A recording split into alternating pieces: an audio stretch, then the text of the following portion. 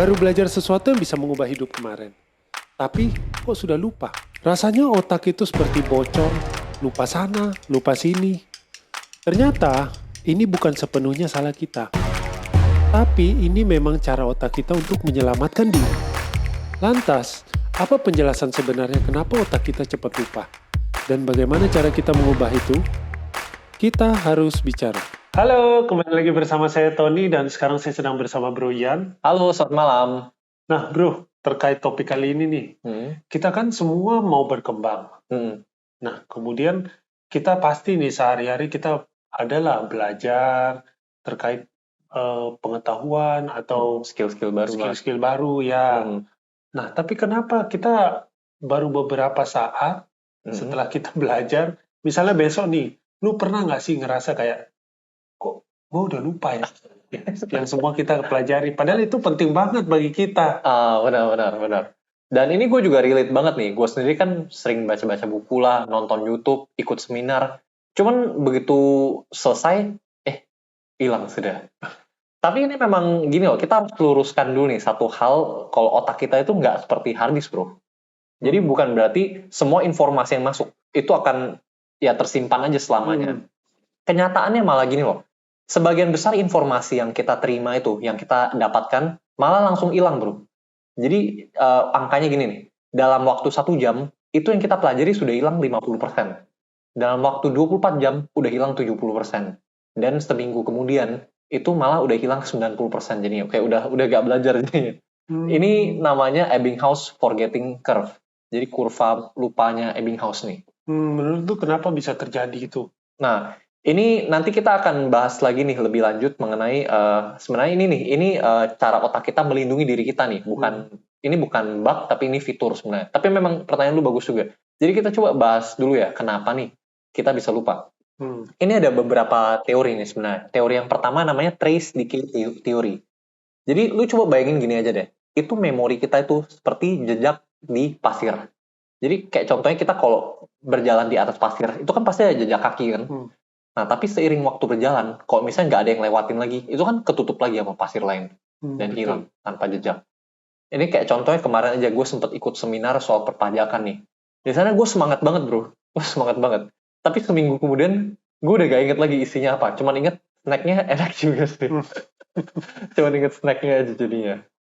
Nah, terus yang teori kedua nih. Ini ada juga teori yang namanya interference theory. Jadi artinya gini loh, bayangin otak kita itu seperti ruangan yang sudah penuh. Jadi kalau misalnya ada memori baru yang masuk, itu dia harus dorong memori yang lama untuk pergi. Jadi makanya ada memori yang hilang. Atau sebaliknya, begitu yang memori baru mau masuk, ke blok sama memori lama. Jadi nggak bisa masuk. Padahal topiknya berbeda ya, bro. Topiknya berbeda. Tapi memang kan, kembali lagi, otak kita ada kapasitasnya. Ruangannya udah full, bro. Bayangin ruangan ini udah penuh banget. Kalau ada yang mau masuk ya, harus ada yang keluar jadinya. Gitu. Nah, terus yang ketiga juga, ini ada yang namanya Q dependence theory. Jadi artinya gini loh, memorinya itu sebenarnya tetap ada di dalam otak kita. Tapi kita kehilangan kuncinya aja nih, bro. Kayak contohnya gini, mungkin kalau lu ketemu, ada di tengah jalan kan, ketemu teman kayak, kamu ini kan Andi, gitu kan, terus kayak gini. Terus lu mikir tuh, siapa gitu. Jadi kayak lu pura-pura ngobrol sama dia kan, sambil nginget-nginget nih. Terus begitu dia ngomong, nih, gue dari teman SD lu, baru lu inget, oh, Joni. Gitu loh. Jadi kalau lu ketemu kuncinya, baru memorinya ketemu lagi. Jadi kita sering kali kehilangan kuncinya aja. Gitu. Oke, ya, gua paham. Jadi begitu ada clue, baru otak kita mungkin memorinya sedikit-sedikit terkumpul gitu ya. Betul. Ini kalau teori Q dependence. Itu kan ada 3 teorinya. Nah, cuman, ini sebenarnya yang gilanya gini loh, bro. Gilanya ya, sebenarnya itu kita melupakan ini, itu bukan kelemahan, bro. Malah sebenarnya memang ya harusnya begitu. Memang cara kerja otak kita aja. Kenapa? Karena lu coba bayangin aja, kalau misalnya kita nggak pernah lupa, kita ingat semuanya nih. Mulai dari lu denger si Joni cerita dia baru beli baju baru, terus ada gosip-gosip gaji, terus hal-hal remeh lainnya. Semuanya kalau lu inget-inget, itu kan bikin penuh otak. Iya, jadi overload gitu. Iya, jadi overload, nyebelin kan gitu. Jadi sebenarnya otak kita itu udah benar. Dia akan langsung melupakan semua yang dianggap tidak penting. Dan apa nih yang dianggap penting sama otak? Biasanya antara dia bakal cari cara untuk memastikan keberlangsungan hidupnya jadinya. Jadi pokoknya otak kita akan selalu cari informasi yang bisa membuat hidup kita lebih baik, yang kita rasa relevan nih, Yang ada benefitnya juga. yang ada benefitnya, betul. Jadi kalau misalnya kita dapat informasi baru yang kita rasa nggak ada gunanya buat gua, itu nggak nyambung, nggak akan kesimpan jadinya. Iya. Seringkali gue juga kalau dengar informasi nih, ya memang sehari-hari kita, apalagi di zaman medsos kayak gini, itu informasi cepet banget kan bro. Cepet banget. Nah, biasanya gue juga, ya paling yang masuk ke otak gue cuman beberapa informasi. Jadi besoknya juga cuman beberapa yang gue ingat. Inti-intinya pula itu. Iya, ya inti-intinya aja. Cuman ya itu memang bagus bro. Bayangin aja kalau kita ingat semua yang nggak penting gitu loh. Kan jadi gila juga. Jadi memang otak kita akan selalu cari cara untuk mengingat yang penting bagi kita. Biasanya ya makanan atau yang berbahaya, terus status sosial dan emosi yang emosional gitu loh. Yang lainnya akan dihapus sama otak kita. Nah, ini menarik banget. Jadi bagaimana nih bro menurut lu kunci yang sesungguhnya supaya kita bisa mengingat banyak hal? Jadi yang pertama nih, kita harus ubah dulu pola pikir kita. Jadi pada saat kita belajar hal yang baru, yang pertama-tama kita harus pikirkan apa nih kegunaannya di hidup gua. Seperti itu. Jadi kayak contohnya gini aja, dulu pas sekolah gue belajar integral. Ya itu gue belajar cuma demi lulus aja. Jadi begitu sudah lulus ya, bye. Cuman gue bayangin kalau misalnya gue jadi arsitek dan integral itu bakal gue pakai nih buat bikin jembatan misalnya terus makanya, ya gue nggak bakal lupa jadinya. Karena itu berguna bagi gue. Cuman kalau di kehidupan kita sekarang integral nggak ada gunanya, makanya langsung dilupakan.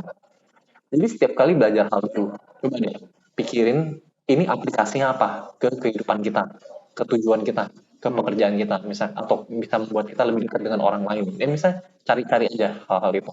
Jadi intinya seberapa penting kita ngerasa hal ini, maka otak kita akan menyerap seberapa pentingnya itu juga. Betul. Lebih kuat menyerapnya. Betul. Semakin kita rasa itu penting, semakin mudah kita menyerap itu juga. Kayak misalnya ya, lu bayangin aja, misalnya nomor HP gebetan, misalnya tiba-tiba lu kan langsung bisa ingat dong gitu ya. Dikasih nomor langsung, langsung cepet ingat. Tapi kalau yang nggak jelas ya lu lupain dong jadinya. Nah, ini juga ada lanjutannya nih. Jadi lanjutannya yang setelah kita sudah tahu nih kegunaannya ke hidup kita apa, kita harus pikirin juga. Ini kita harus perdalam. Artinya kita harus menggali lebih dalam lagi informasi itu. Ya contohnya gini, kita harus hubungkan informasi baru ini dengan informasi yang sudah ada di otak kita. Karena otak kita itu cara belajarnya itu dia harus connect nih, harus bangun jembatan antara info baru sama info lama nih, harus ada jembatannya. Jadi coba kalau belajar sesuatu yang baru ya, coba ubah itu ke kata-kata kita sendiri. Buat itu jadi kita bisa mengerti sendiri. Atau enggak yang paling gampang coba jelasin ke orang lain. Bisa nggak jelasin konsep ini ke orang lain? Kalau misalnya sudah bisa, itu berarti lu sudah ngerti jadinya. Dan yang selanjutnya, penting juga nih bagi kita untuk selalu ngetes diri sendiri. Ini namanya active recall. Jadi gini bro, setiap kali kita belajar informasi baru, kita juga harus ngetes diri kita sendiri. Misalnya carilah latihan soal, atau kita coba tulis lagi rangkumannya tanpa lihat catatan atau lihat sumber awalnya itu loh. Jadi kita langsung coba jelasin tanpa lihat sumbernya. Jadi ketika kita berusaha mengingat informasi itu kan, itu otak kita juga akan mikir jadinya kayak, ini informasi sampai dicari sedalam ini nih, sampai dicari-cari lagi, berarti penting. Jadi diprioritaskan sama otak kita, karena kita berusaha daripada kita cuma sekedar belajar lewat, nggak dicari-cari lagi. Gua paham. Jadi sebenarnya ya itu penting juga sih. Gue secara nggak sadar memang sering melakukan itu.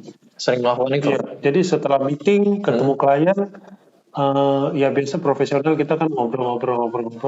Nanti setelah itu pas sudah selesai klien pulang, nah gue langsung catat. Nah, bagus nih, bagus banget. Jadi ketika lu catat lagi semua isi percakapan tadi kan, lu jadi otak menyuruh otak lu, ini penting nih, lu harus ingat. Jadi lu ngetes otak lu lagi gitu kan, isinya percakapan tadi apa aja. Nah itu buat lu jadi susah lupa dibanding lu cuman gue udah ingat. Buat teman-teman, kita main game yuk. Tadi kan sudah dijelaskan 3 teori kenapa kita bisa lupa. Apa saja namanya? Tulis di kolom komentar ya. Nah, tadi kan kita udah bicara soal pola pikir nih yang harus kita ambil. Yang selanjutnya ini juga ada beberapa teknik praktis nih yang bisa kita praktekkan biar kita bisa ingat lebih gampang. Jadi yang pertama ini ya, kita harus sering mengulang materi tersebut. Ini tapi harus ada jangka waktunya juga. Ini namanya space repetition system. Jadi gini loh bro, banyak orang berpikir ya, kalau misalnya kita bisa mengingat semuanya, itu paling produktif. Padahal sebenarnya kalau kita mengingat semuanya aja, kita berusaha keras mengingat semuanya tanpa lupa, itu rentan hilang ya. Jadi begitu kita lengah sedikit, memorinya hilang. Malah sebenarnya gini loh, lupa itu bagian penting dari mengingat. Kenapa gitu? Jadi gini loh, ketika lu lupa terus lu belajar lagi hal itu ya, itu otak lu mikir, wih, tadi gue udah lupain ini, tapi sekarang diingat lagi, berarti ini penting banget. Nah, jadi di sana itu bisa membangun koneksi yang jauh lebih kuat di otak. Jadi pengulangan itu sebenarnya penting banget ya bro. Benar, pengulangan itu penting banget. Dan sebenarnya malah nggak apa kita lupa. Sebenarnya kita lupa itu bagian penting dari mengingat. Karena ketika itulah, gue kan ngomong tadi, kita lupa, terus kita berusaha ingat lagi. Itu kita benar-benar ngomong ke otak kita, bro ini penting, lo harus ingat. Gitu. Dan yang selanjutnya juga, kalau misalnya ya, kita berusaha nginget hal-hal yang agak random nih. Yang memang ya gimana ya, kan kita kadang-kadang harus ingat sesuatu yang mungkin nggak begitu relevan dalam hidup kita. Contohnya kayak belanja, kita mau belanja ke supermarket, tapi lu misalnya kita mau beli 5 roti, 2 ikan, 3 deterjen. Itu kan agak susah nih ingatnya, 5 roti, 2 ikan, 3 deterjen, atau mungkin panjang nih belanjaan lu. Lu coba pakai mnemonic aja nih. Mnemonic ini artinya apa? Lu bikin singkatannya. Jadi tadi kan 523 RID misalnya. Gitu. RID itu roti, ikan, deterjen. Lu pakai singkatannya aja. Oke, gua paham. Nah, Tapi kalau kata-kata seperti itu, misalnya RID, roti, ikan, dan donat. Ya, kalau lu lapar.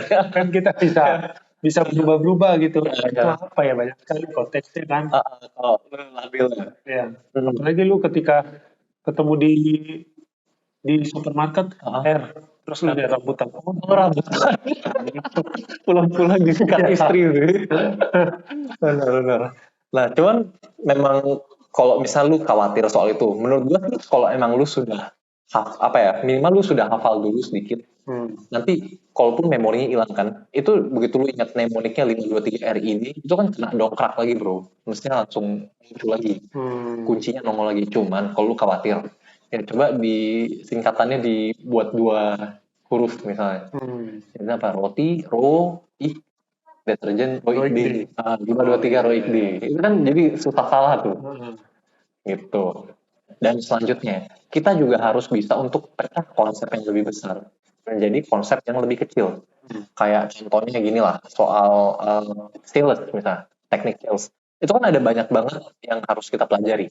Mulai dari cara mengumpulkan nama, terus cara mendekati orang itu, fact finding dan sebagainya. Itu jadi dari satu konsep besar. Kalau misalnya kita langsung mau pelajari semuanya kan bingung. Nah, coba dipecah dulu. Dipecah agar bisa dicerna lebih gampang. Seperti itu. Jadi diperkecil bagiannya ya bro ya. Betul, diperkecil. Terus udah gitu semakin kecil, ya kan semakin mudah kita cerna. Iya. Semakin gampang juga kita ingat. Ya, jadi bisa secara nggak sadar kita belajar dari detailnya dan secara garis besarnya itu sudah nampak di otak kita. Betul. Nanti jadi dari yang kecil-kecil ini akan membangun satu konsep besarnya. Jadi kita ngerti semuanya. Gitu. Nah, ini kan tadi kita ngomongin soal teknik praktisnya. Coba yang selanjutnya kita ngomongin soal gaya hidup nih. Jadi sebenarnya gaya hidup kita itu juga mempengaruhi bagaimana kita belajar dan bagaimana kita lupa. Contohnya apa itu? Nah, contoh yang paling penting ya, sebenarnya banyak orang yang nggak sadar itu tidur. Jadi kalau lu tahu ya, tidur kita pada saat memori itu diperkuat pada saat kita tidur, pada saat fase yang namanya REM sleep sama slow wave sleep. Jadi kalau misalnya kita tidurnya kurang, REM-nya kurang, itu memori yang kita pelajari di siang hari itu malamnya udah hilang karena nggak sempat ditangkap nih sama otak, belum sempat dikonsolidasi, diperkuat lagi. Gitu. Jadi memang normal aja kalau misalnya lu pernah kan misalnya pas lagi kurang tidur, jadi diajak ngomong nggak nyambung, lupa kiri kanan gitu kan. Oh iya. Itu karena memang itu dia eh, memori kita belum sempat diperkuat pada saat tidur. Hmm. Jadi penting banget kita harus tidur yang cukup. Dan yang selanjutnya juga yang nggak kalah penting sebenarnya harus olahraga dan makan makanan yang bergizi. Jadi ini bener nih kemarin yang programnya Pak Prabowo ya soal makan siang bergizi gratis itu tuh beneran pengaruh bro. Karena kan kita kalau mau belajar hal baru ya kita butuh dong otak kita harus diberi makanan-makanan juga biar bisa berpikir tuh. Misalnya omega 3 Hmm. dan yang lain-lainnya gitu loh. Jadi kalau misalnya kita nggak punya nutrisi yang cukup, itu nanti kan bisa stunting otak kita. Jadi kayak nggak bisa berkembang. Dan otak kita juga kalau lagi lapar, dia nggak bisa mikirin hal yang lain dong. Dia cuma bisa mikir, mau cari makan nih, mau cari makan. Jadi kalau soal berkembang, soal belajar skill baru, ya udah dibuang ke belakang lah. Kita fokus cari makan aja. Oke. Ini kan lebih ke teorisasi. Hmm. Bagaimana menurut lu cara kita menerapkan ke kehidupan kita? Nah, oke. Jadi untuk step-stepnya nih yang bisa kita aplikasikan langsung ya. Hmm. Yang pertama nih, jadi setiap kali kita belajar hal baru, kembali lagi ya, kita harus tentukan dulu nih apa kegunaannya ke dalam hidup kita. Ini bisa dibilang yang paling penting. Semakin kita bisa bikin hal itu penting bagi diri kita, semakin gampang diingat juga. Nah, Hmm. terus yang kedua, harus jelaskan juga konsep itu dengan kata-kata sendiri. Hubungkan dengan info-info lama nih yang udah ada di otak. Terus setelah itu juga tes diri sendiri pakai active recall. Terus tesnya juga harus ada jangka waktu. Jadi tesnya minggu ini, terus tes minggu depan, tes bulan depan. Jadi tetap dites terus. Semakin sering kita ngetes, itu semakin kuat juga memorinya, semakin susah lupa. Jadi intinya ini bukan otak kita yang bermasalah nih, tapi bagaimana cara kita belajar. Jadi kita harus lupa lebih sedikit, belajar lebih baik, dan hidup yang lebih cerah ke depannya. Dari teman-teman sendiri, apa ada pengalaman belajar baru? Tapi kok bisa langsung lupa? Nah, kalian bisa share di kolom komentar ya. Misalnya dari teman-teman sendiri juga sering ada masalah nih saat belajar karena scrolling-scrolling HP terus. Nah, jangan-jangan kalian sedang mengalami kecanduan nih saat ini. Kebetulan kita udah ada rilis videonya ya. Di sana kita ada bahas lagi mengenai bahaya kecanduan HP nih, dari otak menipis sampai bagaimana cara untuk lepas dari kecanduan HP yang di backing oleh sains. Misalnya kalian serius nih ingin lepas dari kecanduan HP, ayo cek videonya ya. Karena banyak yang harus kita bicarakan di sana nih. Terima kasih.